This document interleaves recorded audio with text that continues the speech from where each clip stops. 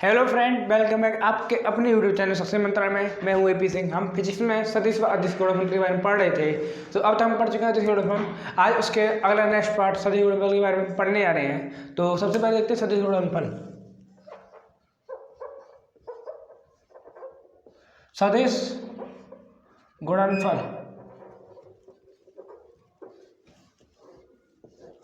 दोस्तों, इसे क्रॉस जो cut I like that multiply का जो साइन होता है उससे रिप्रेजेंट किया जाता है। जैसे कि दो सदिश ए वेक्टर और बी वेक्टर हैं, तो इन दोनों के बीच में गुणनफल को, सदिश गुणनफल को हम ए क्रॉस बी के नाम से जानेंगे।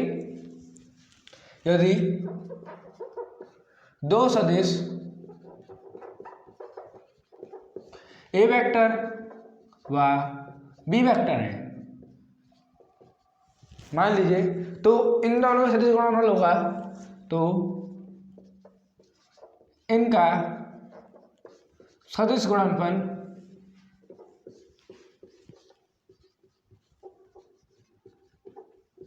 ए वेक्टर क्रॉस बी वेक्टर होगा। ओके दोस्तों, तो ए वेक्टर डॉट इसका जो फॉर्मूला होता है वो होता है a cross b equal to a b sine theta n cap. A vector cross b vector equal to a b sine theta n cap. दोस्तों, यहाँ एन कैप एक एकांक सदिश है जिसकी हर जगह जरूरत नहीं पड़ती, तो उसके हिसाब से मैं बताता हूँ। दोस्तों, अगर आप किसी दो एकांक मानों के लिए निकालने वाले हैं तो एन कैप हट जाता है। सिर्फ ये होता है ए बी साइन थीटा। ये इम्पोर्टेंट बहुत है, इसीलिए आप इसको हमेशा ध्यान में रखिएगा। अब आते हैं दोस्तों इसके गुण के ऊपर। ये गुण क्या होता है, या फिर एक बार फिर से देख लीजिए। दो सदिशों का गुणनफल, कौन सा गुणनफल दोस्तों? सदिश गुणनफल। दो सदिशों का सदिश गुणनफल उन दोनों परिमाण के गुणनफल तथा उन दोनों के परिमाण तथा उन दोनों के बीच के कोण की ज्या के गुणनफल के बराबर होता है। ओके दोस्तों, या फिर आपके लिए लिखा देता हूँ। दो सदिशों का गुणनफल उनके परिमाण तथा बीच के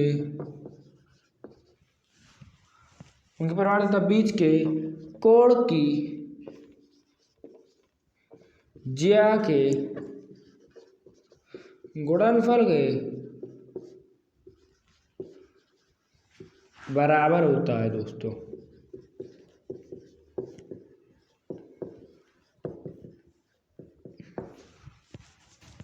तो दोस्तों वही लिखा है मैंने, जो आप ऊपर देख रहे होंगे, उसी को मैंने भाषा के रूप में लिख दिया है। अब आप नोट कर लीजिए इसको। मैं इससे अगला पॉइंट कराता हूँ।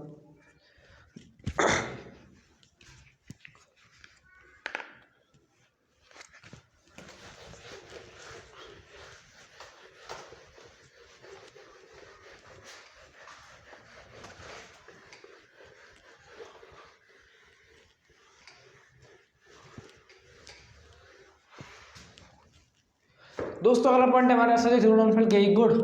ये क्या होता है दोस्तों? कौन कौन से गुण है इसके, उसके बारे में हम इस पॉइंट में जानेंगे। तो वो है दोस्तों सदिश गुणनफल के गुण।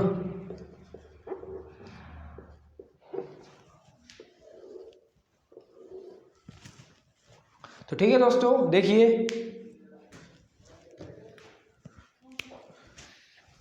हम जानते हैं सदिश गुणनफल जो सदिश राशि होती है उन दोनों के दिशा भी होती है और परिमाण भी होती है। इसी को व्यक्त करने के रूप में यहाँ पर पहला गुणनफल, जो पहला गुण आता है जो उसका, वो ये होता है दोस्तों कि दो वेक्टर एक दूसरे से, तो वो है हमारा पहला गुण इसका। अगर दो सदिश गुणनफल के समय उन दोनों सदिशों की दिशा बदल दी जाए तो उनका जो मान आएगा वो नेगेटिव में आएगा, अर्थात विपरीत के रूप में आएगा। अगर दो सदिश हमारे ए वेक्टर और बी वेक्टर हैं, इन दोनों का गुणनफल किया जाता है तो इन दोनों का गुणनफल करते समय अगर इनकी दिशा बदल दी जाए तो इसका मान होता है minus A B vector cross A vector. दोस्तों इसी प्रकार हमारा दूसरा गुण है इसका कि क्रम विनिमय टाइप में होता है जो a cross b plus c is equal to a cross b, अर्थात बारी बारी से करेगा, पहले ए क्रॉस इसके साथ करेगा फिर प्लस में आके ये वाला साइन आके ए क्रॉस सी के साथ करेगा, इसमें प्लस ए क्रॉस सी। अगला दोस्तों हमारा पॉइंट आता है जो यहाँ पर वो है दोस्तों लंबकोणीय सदिश वाला। लंबकोणीय रेखा सदिश का मान किस टाइप से निकालते हैं इसमें, वो होगा दोस्तों तीसरा है i cross i cap cross i cap equal to j cross j equal to k cross k equal to. दोस्तों इसका मान आप खुद निकाल के देखिए। माना ये हम जानते हैं ये दोनों ये सब लंबकोणीय एकांक सदिश हैं, अर्थात एकांक सदिश का मान इसका परिमाण एक ये भी साइन थीटा हमारा फॉर्मूला है। और आप जानते हैं ये कोई पैरेलल रेखा है और इसी के साथ ये भी कोई पैरेलल रेखा दूसरी खींची गई तो इन दोनों के बीच में जो कोण आया थीटा इक्वल टू 0 डिग्री आएगा। ओके दोस्तों, मतलब कि दो रेखाओं के बीच में थीटा वाला 0, जैसे पहली रेखा ये है और इसी के ऊपर मैं कोई दूसरी रेखा खींच दूँ तो इसके बीच में जो कोण आता है दोनों रेखा के बीच में वो थीटा इक्वल टू 0 आएगा, 0 डिग्री से 0 डिग्री। इसीलिए साइन थीटा अर्थात साइन 0 आएगा इनका मान, क्योंकि यहाँ पे आई के साथ आई का, जे के साथ जे का और के साथ के का हो रहा है, इसीलिए साइन 0 अर्थात 1 कहने मतलब 0 डिग्री आएगा, 0 आएगा इसका उत्तर, क्योंकि 1 इंटू 1। अब आप कहेंगे 0 कैसे आ गया, तो उसी के बाद दोस्तों is equal to 1 into 1 into 0, क्योंकि 1 1 तो ये दोनों यही हैं। उसके साथ साथ तो दोस्तों हम थे यहाँ पर थीटा बराबर 0 डिग्री सेल्सियस होगा, इसी तरह से थे 1 इंटू 1 इंटू 0 इक्वल टू हमारा आंसर निकल के आता है 0, क्योंकि 0 किसी चीज़ में गुणा किया जाए तो वो 0 ही आता है। इसीलिए दोस्तों ये पॉइंट यहाँ तक हो चुका। अगला पॉइंट आप इसको नोट कर लीजिए, मैं अगला पॉइंट कराऊंगा उसके बाद।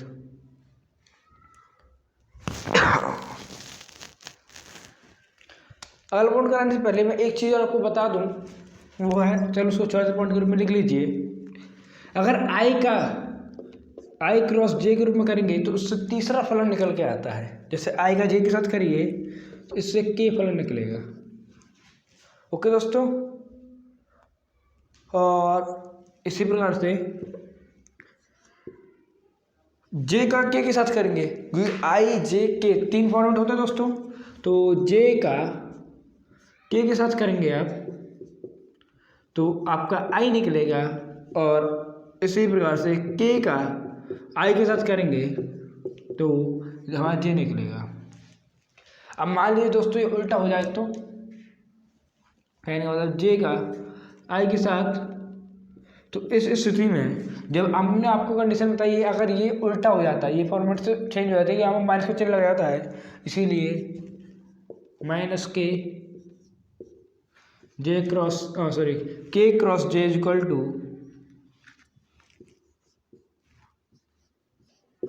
माइनस आई और i cross k is equal to minus जे।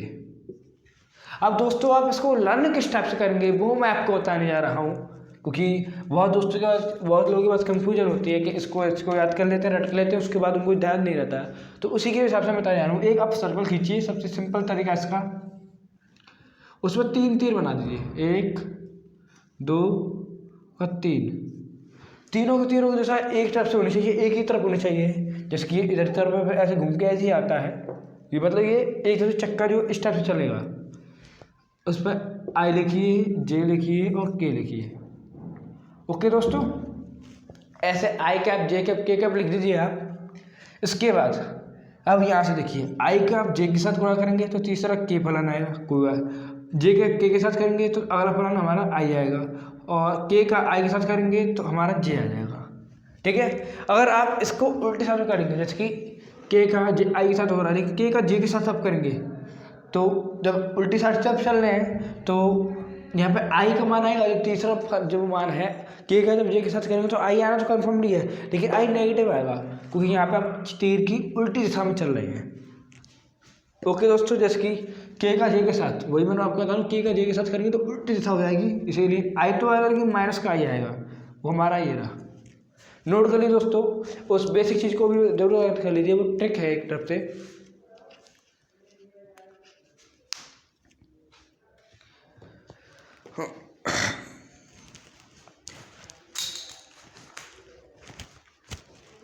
हमें उम्मीद दोस्तों आपने नोट कर लिया होगा, इसीलिए अब मैं अगला सबसे मोस्ट इम्पोर्टेंट गुण बताने जा रहा हूँ।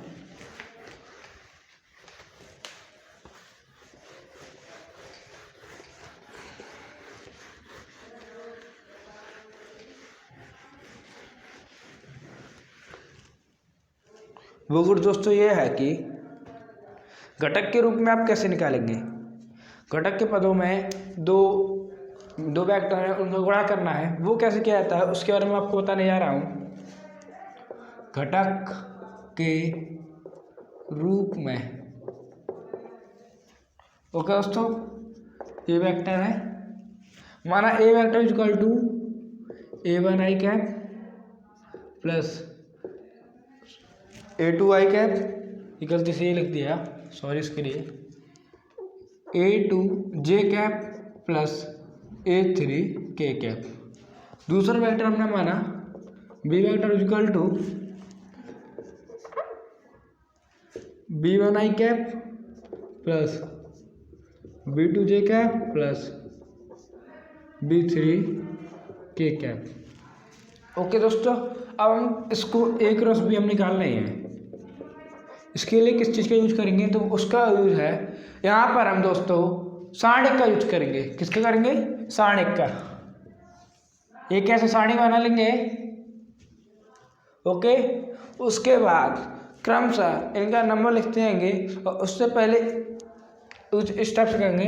पहले एक कॉलम बनाएंगे आई का, फिर जे का, और फिर के का। पहला कॉलम बनाएंगे, उसके बाद सेकंड कॉलम में जो इसका जो आई का घटक है, यानी मतलब A1 जे घटक A2 और के घटक A3, इसको लिख देंगे A1 A2 A3। और तीसरा जो कॉलम होगा हमारा दोस्तों, वो नीचे वाले बी का घटक के रूप में लिखेंगे, जो बी का घटक है B1 B2 B3। ओके दोस्तों, अब इसको सॉल्व कैसे करते हैं, आप मैथ के हिसाब से जानते हो कि सबसे पहले इसको लेते हैं, इसमें इसको ऊपर वाले को ढक लेते हैं, इसका इसके साथ गुणा करते हैं। तो हमने किया इसका इसके साथ गुणा, तो ये आता है A2 B3 माइनस का चिन्ह लाएंगे दोस्तों, फिर इसका इसके साथ गुणा करेंगे, तो इसका आता है A3 B2 इंटू जो हमने ढकाया उस पॉइंट को लिखिए आई। ओके दोस्तों, फिर यहाँ पर सेकंड में माइनस लगाते हैं, इसको ढकते हैं 1 मिनट, इसको ढकेंगे और इसका इसके साथ गुणा करेंगे, कॉमा A1 B3 माइनस इसका इसके साथ गुणा करेंगे A3 B1। फिर इस वाले पॉइंट को लिखेंगे, लेकिन उससे पहले प्लस लिखेंगे यहाँ पर। अब देखिए दोस्तों, इस वाले को ढकेंगे तो आप देखेंगे A1 B2 minus A2 B1, A1 B2 minus A2 B1। Okay दोस्तों, और यहाँ पर हमारा के कैप आता है, यहाँ पर जे कैप लिखना भूल गया, सॉरी इसके लिए। तो इस टाइप से एक फॉर्मूला रूप में आता है ए वेक्टर इंटू बी वेक्टर। ये भी बहुत इंपॉर्टेंट है दोस्तों।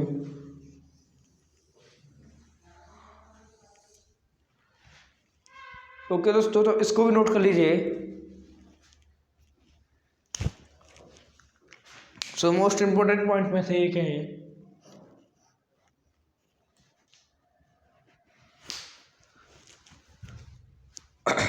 अब मैं आपको एक न्यूमेरिकल देकर आपको इस चीज़ को समझाऊंगा कि कैसे करते हैं।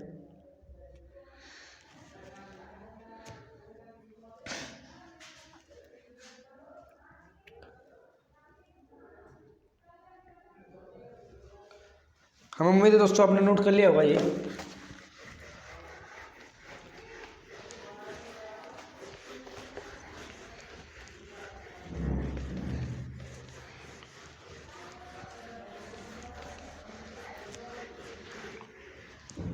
यदि क्वेश्चन है दोस्तों हमारा, यदि a बराबर i प्लस 4j तथा b वेक्टर बराबर 2i plus 3j plus 5k minus 5k, तो a vector cross b vector का मान बताइए। क्वेश्चन मार्क लगा दिया दोस्तों, इसका मतलब मान बताइए होता है। तो इसको सॉल्यूशन करने के लिए दोस्तों मैं आपको पहले से बताता हुआ आया हूँ सॉल्यूशन। सबसे पहले हमको क्या मान दिए वो पुट लिखने होते हैं। A vector equal to i plus 4j। हम जानते हैं दोस्तों इसमें 3 डिजिट की जरूरत पड़ती है, आई जे और के वाले की। यहाँ पे के वाला नहीं दिया तो मान लीजिए हम 0 के ले रहे हैं, क्योंकि 0 से किसी चीज़ में बड़ा होगा तो 0 और 0 किसी में जोड़े घटाएं कोई फर्क नहीं पड़ता। दूसरी डिजिट लेते हैं दोस्तों 2i plus 3j minus 5k। अब करते हैं इनका मल्टीप्लाई, क्रॉस। तो वो आता है दोस्तों, ये आता है i j k 1 4 0 2 3 माइनस 5। मान पर दोस्तों पहले आई जे के ऐसे लिखा है मैंने, उसके बाद इसके मान पुट किए और इसके पुट किए।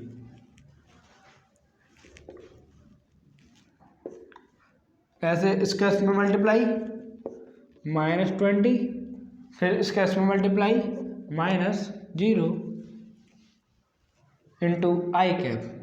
अब माइनस के लाएंगे दोस्तों, ब्रैकेट बना लेंगे, यहाँ पे जे लिखेंगे हम, फिर प्लस। आप स्टॉप से भी लिख सकते हैं, तो उससे आपको ताकि थोड़ा ध्यान तो रहेगा इसके अंदर क्या करेगा। जे वाला हमारा नेक्स्ट है, इसका इससे मल्टीप्लाई -5, इसका इससे मल्टीप्लाई -0। ओके दोस्तों, फिर इसको रखेंगे और इसका इससे मल्टीप्लाई करेंगे 3, इसका इससे मल्टीप्लाई करेंगे 8। अब ये दोस्तों तो यह आता है -20 आई कैप -5 माइनस के 5 इससे बचा, ये माइनस से पहले से ही है, प्लस -5 के कैप। -20 का -20 आई, -20 दोस्तों minus plus 5j plus minus 5k। ये हमारा दोस्तों निकल के आया a क्रॉस b।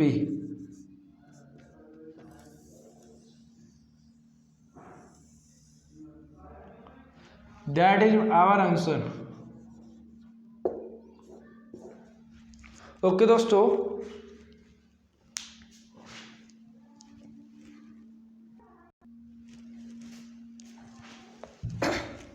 नोट कर लीजिए दोस्तों इसको।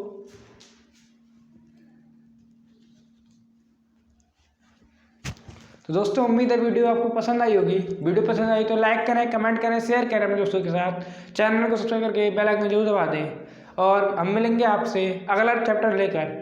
तब तक के लिए धन्यवाद। देखते रहिए हमारा चैनल और सब्सक्राइब करते रहिए।